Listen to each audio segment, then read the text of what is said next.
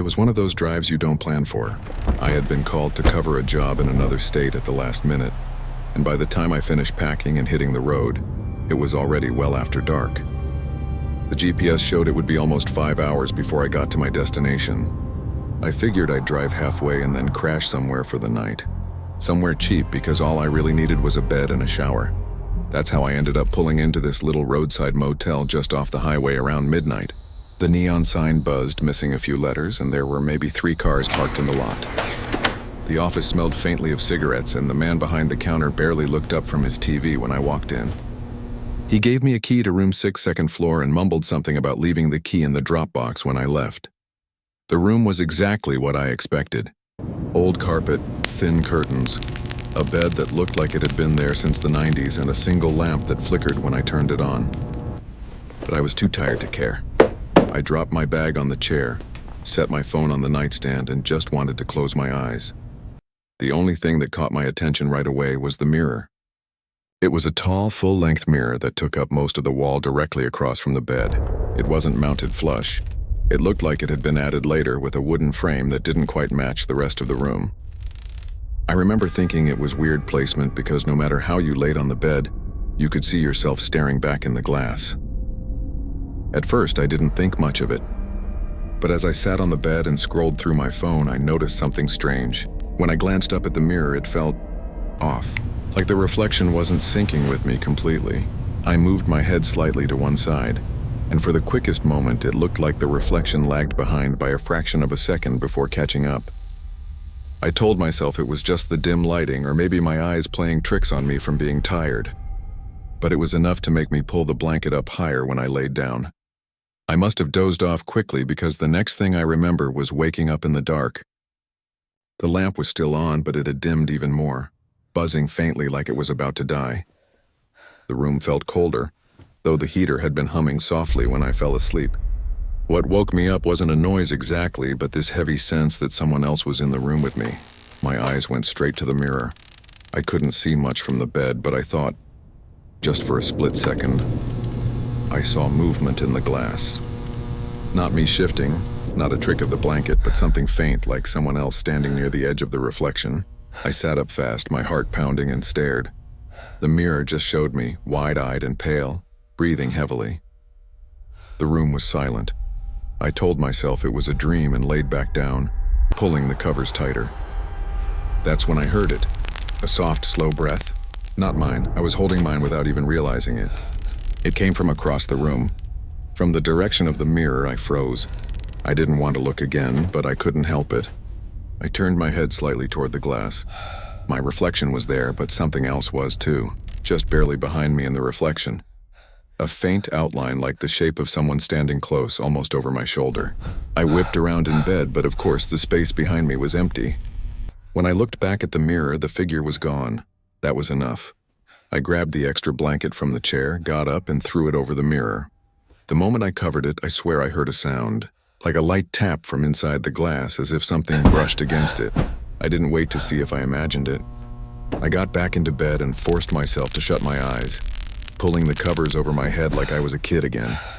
I don't know how long I stayed like that, but at some point, I must have drifted back into a light sleep. When I woke up again, it was because I heard a different sound. A creak like wood straining. I peeked over the blanket. The lamp was dead now. The room was dark, except for faint light seeping through the curtains from the parking lot outside. And the blanket I had thrown over the mirror was on the floor. The mirror was uncovered again, and I could see it clearly from where I lay in bed. At first it was just me, sitting up with wide eyes staring into the dark. But then I noticed movement. A pale hand pressing against the glass from the inside, slow, deliberate, sliding down the surface. It left behind a faint streak, as if the mirror wasn't just reflecting, but separating me from something behind it. I froze completely. I couldn't move, couldn't even breathe. I just sat there staring as the hand slowly disappeared back into the dark reflection. And then the room was silent again. I didn't sleep for the rest of the night. I sat on the bed until dawn, lights off, eyes locked on the mirror, making sure nothing else moved. The second I saw sunlight creeping through the curtains, I grabbed my bag, shoved everything inside without folding it, and bolted. I didn't even bother dropping the key off with the man at the counter. I just got in my car and drove, faster than I should have. I'll never forget that feeling. Like something wasn't just looking at me through the mirror, but waiting for me to get closer. To this day, I can't sleep in a room with a full-length mirror across from the bed, and I've never stayed in a roadside motel again. The second story comes from a woman who said it happened during the first year she lived completely on her own. She had just graduated college and was looking for a cheap place near the small town where she worked. The only option in her budget was an old 2-bedroom rental house on the edge of town. The house was dated with creaky floors and a few cracks in the walls, but it was affordable and spacious enough for one person. The landlord mentioned that the attic was sealed and not to worry about it since it wasn't used for storage. At the time, she thought nothing of it. The first couple nights went by without incident, though she noticed the house made more noise than any place she'd lived before. At night, when she tried to fall asleep, she often heard random knocks and pops in the walls, which she assumed were just old pipes or settling wood. But on the fourth night, the noises weren't random. Around 2 a.m., she woke to a steady sound above her bedroom ceiling. Slow, heavy steps, one after another. It was too deliberate to be the house creaking. It sounded like someone walking slowly from one end of the attic to the other. She froze in bed, straining to listen. The footsteps stopped directly above her room. She stayed awake until sunrise, staring at the ceiling, too afraid to move. The next day, she called the landlord and explained what she'd heard. He insisted there was no way anyone could be in the attic. He reminded her that the access hatch was sealed shut and hadn't been opened in years. He suggested maybe it was raccoons or some other animal and told her not to worry. That explanation calmed her for about a day. But that night, it happened again. Same time, same sound. Slow, heavy footsteps above her ceiling. She grabbed her phone and recorded the audio, and when she played it back the next morning, the sound was crystal clear. Not scratching or scampering like an animal, but weighty, human-like footsteps. She confronted the landlord again, this time with the recording. He seemed annoyed and brushed it off, telling her the house was old and her mind was playing tricks. By the end of the week, she couldn't take it anymore. The footsteps came every single night, always starting around 2 and lasting for several minutes. So one evening, just before bed, she dragged a chair underneath the attic hatch in the hallway. She had to use a broom handle to pop it open, and dust poured down when she did. She climbed up carefully, holding her phone flashlight. The attic smelled stale, like it hadn't been touched in years. She swept the light across the wooden beams, expecting to see insulation or maybe droppings from animals. Instead, she froze. Covering the beams and slanted walls were faint children's drawings done in crayon and pencil. Stick figures, crude houses, suns with smiling faces, dozens of them, scattered everywhere. And at the far end of the attic was a tiny rocking chair, barely big enough for a child, facing directly toward the hatch she had just come through. The chair creaked softly in the still air, though she had touched nothing. She scrambled down the ladder, slammed the hatch shut, and moved her bed into the living room that night. Within a month, she broke her lease and left the house, losing her deposit just to get out. She said the footsteps followed her every night until the day she left. And she swears she still hears faint creaking sometimes when she's trying to fall asleep in her new apartment. The third encounter came from a man who worked night shift security at a hospital in the late 2000s. He said his job was mostly boring, patrolling empty wings, checking doors, and watching cameras from the control room. Most nights, the halls were so still and quiet you could hear the hum of the fluorescent lights echoing off the tiles. One wing in particular always made him uneasy. It was an older section of the hospital that wasn't in use anymore, except for storage in a few of the rooms.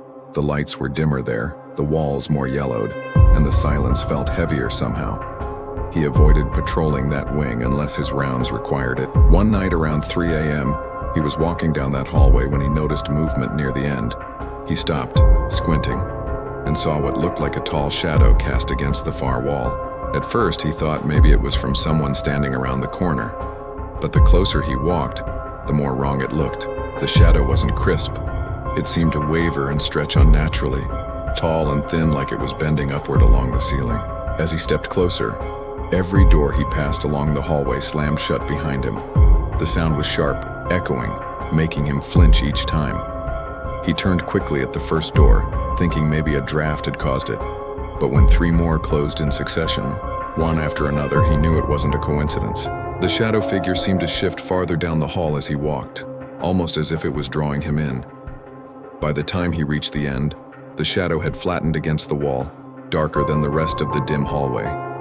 His flashlight beam cut through it, but didn't change it. Then, in a split second, the shadow pulled upward and vanished into the ceiling like smoke being sucked away. The doors behind him stayed shut, leaving him trapped in silence. He admitted he ran back to the control room, heart pounding, and refused to patrol that wing alone again. He later asked an older coworker about it, and the man only said, "You saw it too, didn't you?" But wouldn't explain further. To this day, he doesn't know what the figure was, but he says he'll never forget the feeling of being lured down that hallway by something that wasn't supposed to exist. Hello friends, I hope you're doing well tonight. I have 4 scary stories to tell you. These are from all over the internet. Let's jump right into it. Our 4th story comes from a website. In the comment section, there was a guy who said that he and his 3 friends went camping in the woods one weekend. He said that the person who submitted the story is him, so let me read you his comment. I wanted to send this in to you guys because I'm still freaked out by the whole thing. I think it's funny how even years later, we're still creeped out by it. We chose a pretty remote spot because we wanted to get away from everyone. You know, no crowds, no traffic, no distractions, just us, a fire in the forest. We drove out 2 hours from town down these winding back roads until we found a small clearing surrounded by dense trees. There wasn't another campsite in sight. The air was cool, the ground was uneven, and the woods felt thick and untouched. We set up our 2 tents side by side, lit a fire, and spent the evening laughing, cooking food, and telling stories. As the night wore on, we felt like we had the entire forest to ourselves. It was past midnight when we decided to call it a night. Our fire had died down to glowing embers, and the only sounds were the occasional snap of twigs in the distance and the constant hum of crickets. We split into our tents, zipped them shut, and settled in. I was just on the edge of falling asleep when I heard it. A whisper. At first I thought it was one of my friends, maybe talking quietly outside the tent, but the voice was faint, muffled, like someone speaking my name through fabric. My eyes shot open. I lay still, listening hard, and then I heard it again. This time clearer, a whisper of my name drawn out, coming from just outside the thin nylon wall. I sat up quickly and whispered to my friend lying next to me, asking if he'd said something. He shook his head, confused. Before either of us could say another word, a second voice whispered my other friend's name from the opposite side of the tent. We froze. The voices were circling us, moving slowly around the tents, whispering each of our names in turn. We huddled together inside one tent, wide-eyed, clutching our flashlights. Every time we thought the voices had faded, another one came, this time from behind us, or right next to the fabric. So close it felt like someone was leaning inches away from our faces. Hours seemed to pass. None of us dared step outside again. The voices shifted from whispers of our names to hushed laughter, as if whoever was out there found it amusing how afraid we were. Sometimes the whispers came in overlapping layers, multiple voices speaking at once, circling the tent in patterns we couldn't predict. Eventually, exhaustion mixed with fear, and we sat in silence, flashlights shaking in our hands, waiting for daylight. At some point, the voices stopped completely. The sudden silence was almost worse because every little creak of the trees or rustle of leaves made us jump, waiting for the whispers to start again. When the sun finally rose, we unzipped the tent and stepped out cautiously. The clearing looked normal, but what we found in the dirt made our blood run cold. Surrounding both tents were barefoot footprints, dozens of them. They were small, about the size of children's feet, pressed into the soft earth. But here's what was strangest. Every single set of prints led into the forest. Not a single one led out. We packed up our things within minutes, shoving our gear into our bags and tearing down the tents as quickly as we could. We drove off without speaking much, and none of us ever camped there again. There's a lot of comments under that story, and most of them are good stories. A lot of people say that they too have been stalked by whispers in the woods or while camping. Some of them even said that they'd also found strange footprints the next morning. But one comment really stood out to me. It was from a user named Joseph Ashcraft. I'm just going to read you what he said. I remember hearing about a case like this while I was working for a sheriff's office in Oregon. Basically, the same thing happened to a couple while they were backpacking deep in the forest. They claimed they heard whispers and voices, similar to your story while they were out there. They ended up finding small footprints around their camp in the morning. We searched the area but didn't find anything. But the weirdest part was that a week later, we got a call from a rancher who lived near the trailhead. He claimed that his daughter and her friend went missing in that same area. He said that they went hiking there often. We ended up finding their car at the trailhead, but that was the last time anyone saw them. We did find some footprints that matched the couple who had reported the strange voices and whispers, and we also found some of their belongings along the trail, but never their bodies. The case remains unsolved to this day. There are theories about what happened, but no solid evidence. That's where I got the idea for my story. And that's why I always carry a gun when I hike alone. I really hope that's not true. I'm going to leave a link to the story in the description below if you want to check it out for yourself. But now I want to hear from you. What do you think happened in that story? If you'd like to submit a story, you can use the link in the description. Also, don't forget to follow me on social media. I hope you liked that story. If you did, please hit that thumbs up button. I'll see you next time. Bye. The fifth and final story comes from a college student who rented a cheap apartment his junior year. The building was old, the kind of place that looked like it had been patched and repainted a dozen times over the decades. The walls were thin, the pipes groaned, and the floorboards slanted slightly in every room. But it was close to campus and, most importantly, affordable. From the first night, he noticed something unusual about his bedroom. One wall, the one behind his bed, sounded hollow when he tapped on it. At first, he didn't think much of it. Old buildings sometimes had strange construction quirks, and he figured maybe it was just poorly insulated. But after a few weeks, he couldn't shake the feeling that something about it was off. The sound wasn't just hollow. It almost echoed faintly, like there was empty space behind it. Curiosity eventually got the better of him. One evening, after classes, he decided to investigate. He pushed his bed away from the wall and examined it closely. Sure enough, the baseboard along the bottom seemed newer than the rest of the room, like it had been replaced recently. There was also a faint outline in the paint, a rectangular shape that didn't quite match the rest of the wall. He pressed along the edge, and one section of drywall flexed slightly under his hand. With some effort and a screwdriver, he managed to pry the panel loose. Dust spilled out into the room, and behind it was a small, sealed-off space, a hidden closet. It was narrow, no bigger than a pantry, but it stretched up to the ceiling. Inside were a few old coats hanging from rusted hooks, the fabric stiff and crumbling with age. On the floor was a cracked porcelain doll, its painted eyes staring blankly forward, one hand missing. Beside it was a small stack of letters tied together with twine, yellowed and brittle. He pulled one of the letters out carefully and unfolded it. The handwriting was shaky but legible. It described strange noises in the walls at night, scratching, tapping, sometimes whispering. The writer said they couldn't sleep, that they felt like someone was inside the walls trying to get out. The letter ended abruptly without a signature, just a blot of ink across the page. Disturbed, he put the letters back and closed the panel, pushing his bed against the wall again. He told himself it was just old junk, left behind by some previous tenant decades ago. But that night, when he lay in bed, he couldn't stop thinking about it. Every creak of the building sounded sharper. Every rustle of the pipes made his skin crawl. And then, as he started to drift off, he heard it, a faint scratching sound. Not in the ceiling, not in the floor, directly behind his bed. He sat up instantly, heart pounding, staring at the wall he had opened earlier. The sound was slow, deliberate, like nails dragging lightly against wood.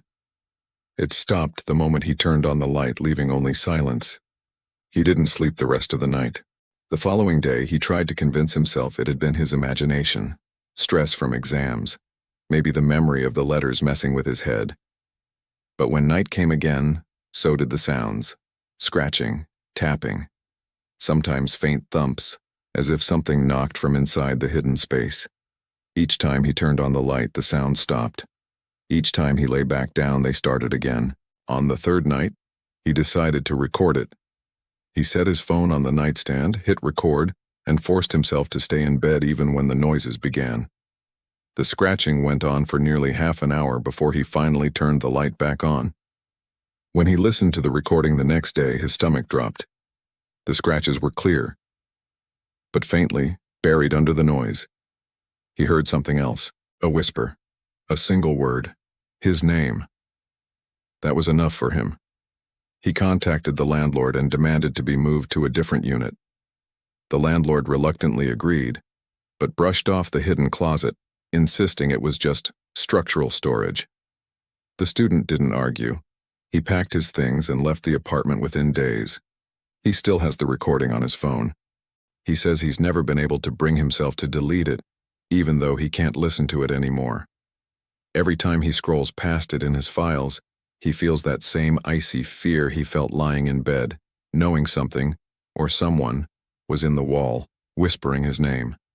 Stories like these are the ones that stay with you. They don't end with clear answers. They don't tie everything up neatly. They leave questions you can't stop asking yourself even years later. What was in the mirror at the motel? Who walked in that attic when the landlord swore it was sealed?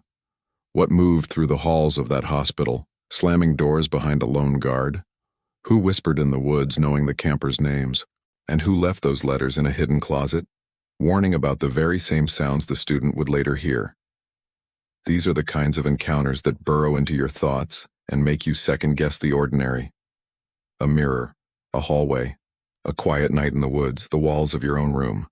They're not supposed to feel threatening. They're not supposed to keep you awake. But once you've heard stories like these, it's hard not to wonder what might be waiting in the places you least expect. And it's even harder to convince yourself you'll forget them. Because sometimes the scariest thing about a haunted encounter isn't when it happens. It is when it doesn't leave you long after it's over.